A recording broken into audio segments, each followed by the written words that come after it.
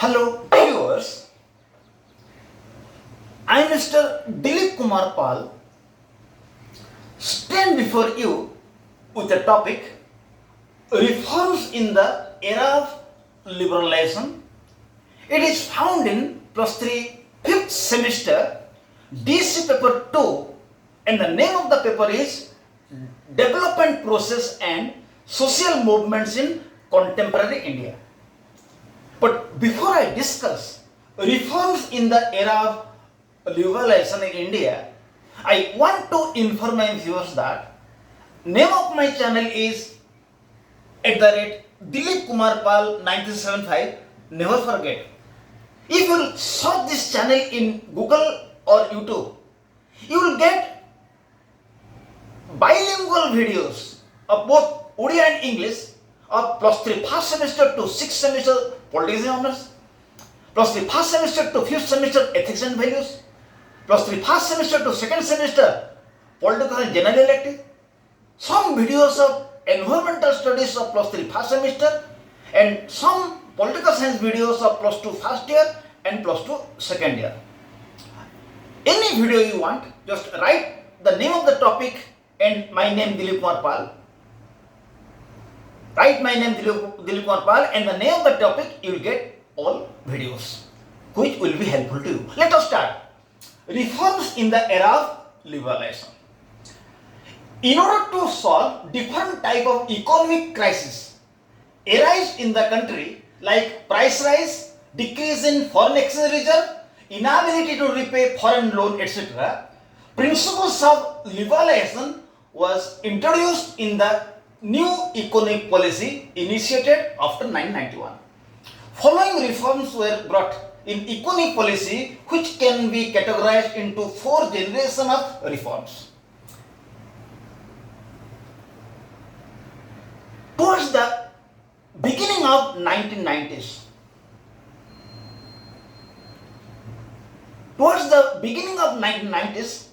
some economic crisis appeared in the country like price rise, decrease in foreign exchange reserve, inability of the government, inability of the country to repay the loan borrowed from abroad. So, toward the beginning of 1990, many economic problems appeared. So, to face those economic problems, new economic policy was adopted in 1991, and in the new economic policy, principles of liberalization were introduced in order to face new economic crisis. So these reforms can be categorized into 4 categories like first generation of reforms, second generation of reforms, third generation of reforms, and fourth generation of reforms. So in order to face different type of economic crisis, what reforms were made in the new economic policy? So now we'll discuss the first generation of reforms, 1991 to 2000. In the period 1991 to 2000, some reforms were made to face some economic problems. These reforms were known as first generation of reforms. So what reforms were made in the period 1991 to 2000, which was known as the first generation of reform? Number 1, promotion to private sector. In this generation of reforms,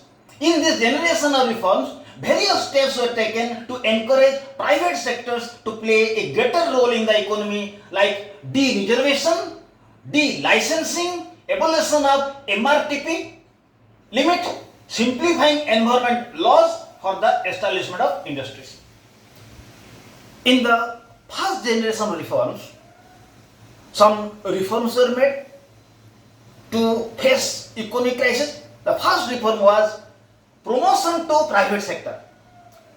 Private sectors were encouraged to play a major role in the economy.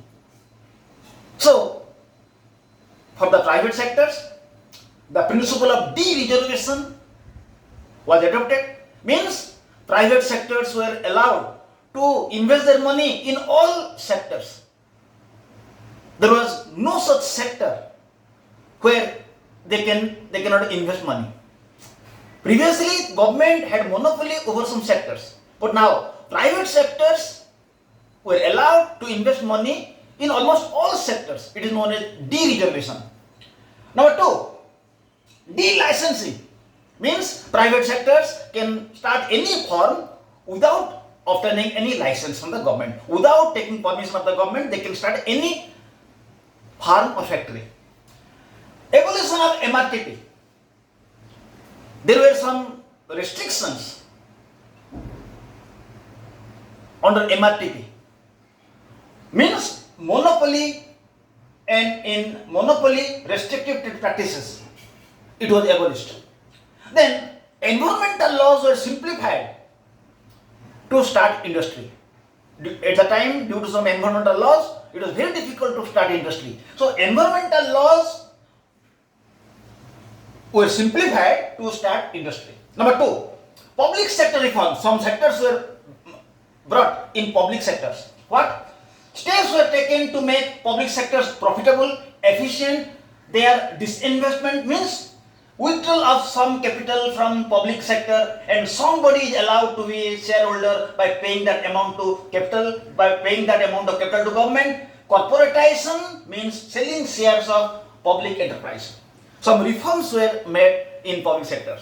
Steps were taken to make public sector more efficient, more profitable, and the step of and the principle of disinvestment was adopted. It means government decided to sold a part of the capital from the public sector, and that part was given to any person who will purchase that amount and give it to the government, and a person who will sold that much of fund, he will be a shareholder. Then corporatization was adopted. It means public sectors, the investment in public sectors were given. From the investment of public sectors, shares were given to different persons. It is known as the corporatization. Number three, external sector reforms. Some reforms were made in the external sector. What the reforms were? It includes abolishing quantitative restriction on import. Restriction on import was abolished. Switching to floating currency regime means a currency whose value is allowed to change in relation to value of other currency. It was decided to adopt floating currency regime. It means the national currency rupee is allowed to change with the change in other currencies. The currency rupee is allowed to change itself on the basis of changes in other currency. Floating currency system is adopted. Then permission to foreign investment. Foreign capitalists were allowed to make investment in the country. Formulation of Liberal Foreign Exchange Management Act, FEMA. Foreign investment, foreign trades were made more liberal under FEMA, Foreign Exchange Management Act. Then the fourth, financial sector reforms. Several reforms initiatives were taken in areas of banking sector, capital market, insurance, mutual fund. Some reforms were made in the field of banking sector, capital market, insurance, and mutual fund.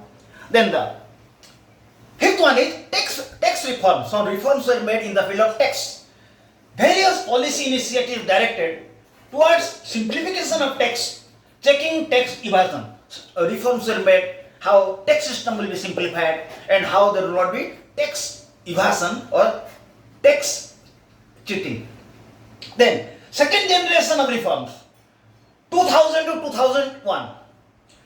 In this generation, Following reforms were brought. Factor market reform. First reform is factor market reform. Factor market reform. Previously, there were many products like petroleum, drugs, sugar, fertilizer, etc., whose price were regulated by government, known as APM, Administered Price Mechanism. Steps were taken to bring some of these products to market fold, where price will be controlled by the market, not government. It is another reform. Previously, there were some products like petroleum, sugars,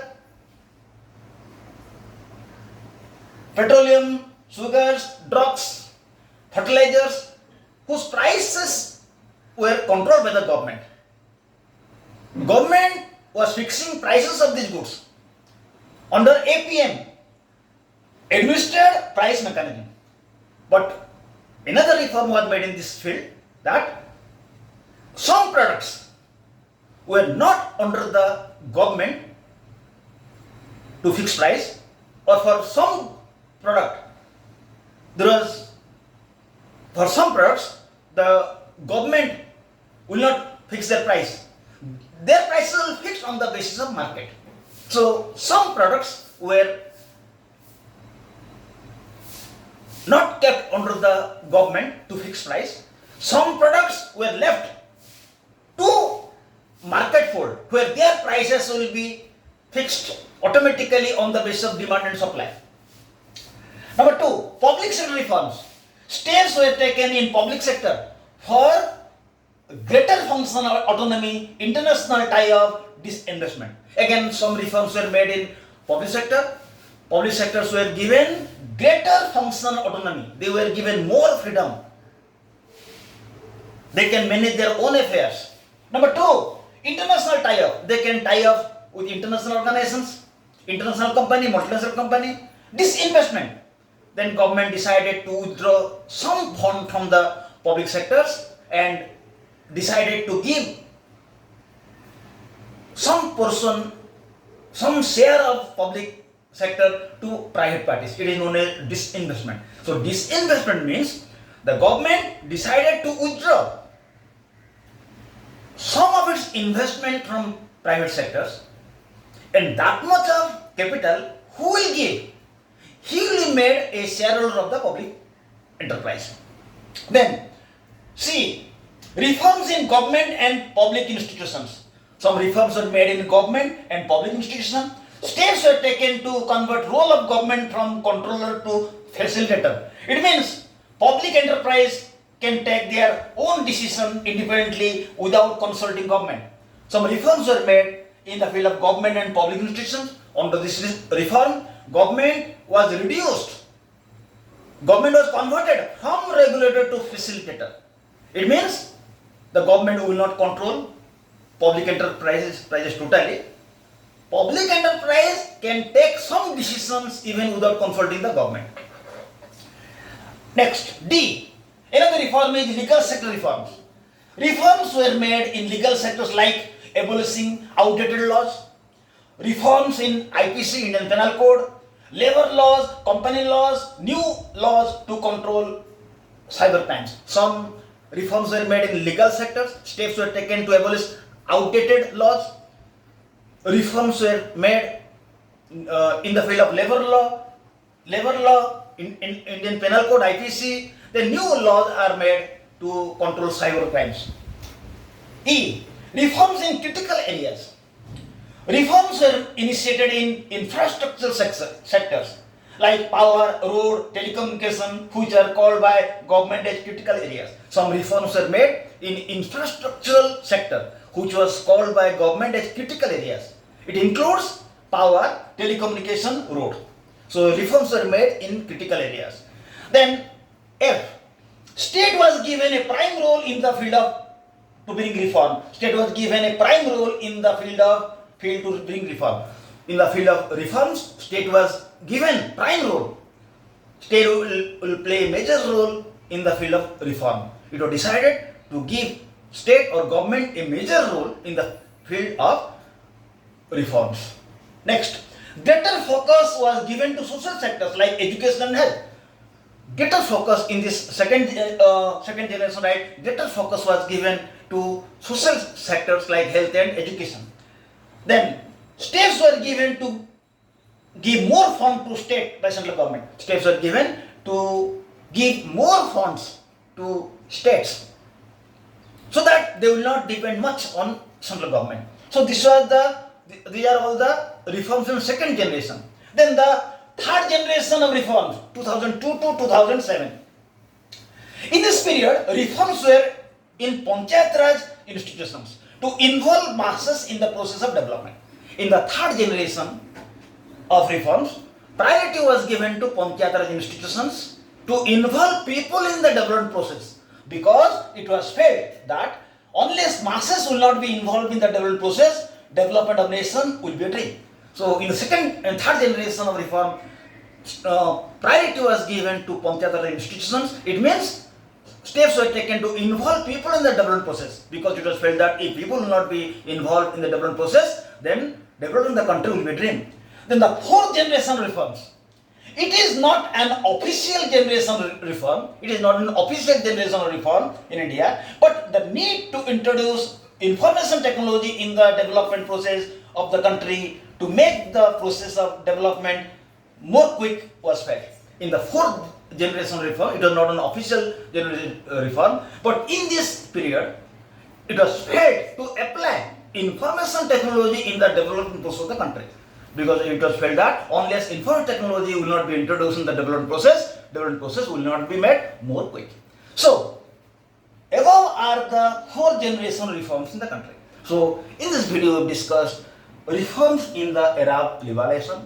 I request my viewers to subscribe my channel so new videos will come to you. And those students who are not aware of this channel, aware them. It will be great help to them. Help to others is help to God. Thank you. Have a good day.